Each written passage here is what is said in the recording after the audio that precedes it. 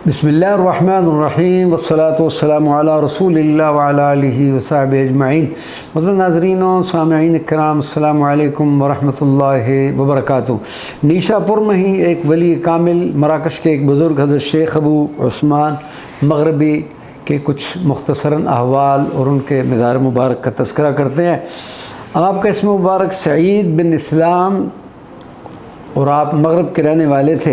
हज़रत अबू हुसैन दिनवरी के शागिर्द और हज़रत शेख अबू अली कातिब के मुरीद थे। इब्तदा के 30 साल वीरानों में रियादात व मुजाहिदात में बसर की, फिर हसबुल हिकम मक्का मुकरमा का रुख किया, जहाँ कई साल तक मुजावर रहे और इस दौरान कई मशाइख़ कामिलीन से मुलाक़ात का शर्फ़ हासिल रहा।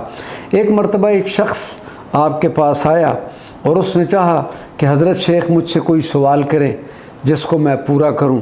आपने फरमाया कि हम लेने को नापसंद करते हैं।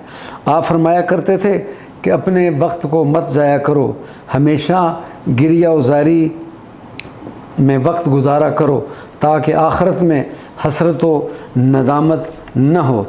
हज़रत शेख अबू उस्मान मग़रिबी फरमाया करते थे कि जो शख्स उमरा की सोबत इख्तियार करता है उसका दिल मुर्दा हो जाता है। शौक़ की अलामत यह है कि राहत में मौत को दुरुस्त किया जाए।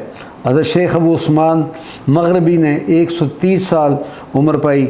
जब आप मरीज़ हुए और तबीबों को बुलाया गया तो आपने फरमाया कि मेरे अतिब्बा की मिसाल बाइन ही हज़रत यूसुफ़ अलैहिस्सलाम के भाइयों जैसी है।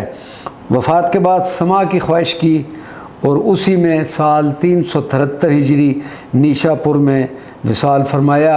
अल्हम्दुलिल्लाह कई बार आपकी बारगाह में हाज़री का शर्फ़ हासिल हुआ और चादर का नज़राना पेश किया। अल्लाह तबारक व तआला हमें हज़रत शेख के फ़ियूज़ात व बरक़ात से मुस्तफ़ीद फ़रमाए। वमा अलैना इल्लल बलागुल मुबीन।